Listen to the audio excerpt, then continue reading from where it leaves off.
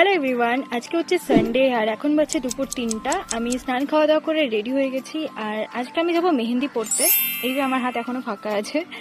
তো মেহেন্দি পড়ার ব্যাপারটা হচ্ছে যে আমার একটা ফ্রেন্ড আছে যে হচ্ছে মেহেন্দি আর্টিস্ট, আর আজকে ওর কোনো একটা ক্লাস ডেমনস্ট্রেশন আছে, তার জন্য মডেল লাগতো।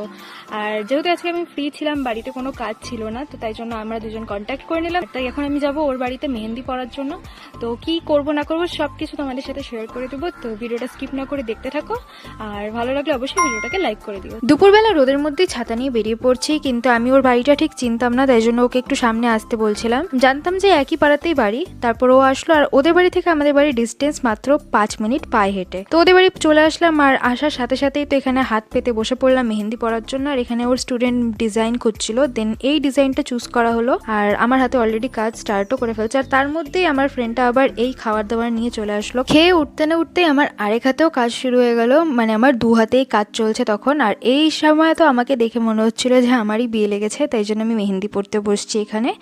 একদম দুজন দুপাশ থেকে আমার দু হাতে মেহেন্দি পড়াচ্ছিল, জাস্ট অবস্থাটা দেখো। তো এখানে আমার ফ্রেন্ডটা মজা করে বিয়ের গানও চালিয়ে দিয়েছিল, তো আমি সেটা তো দিতে পারবো না।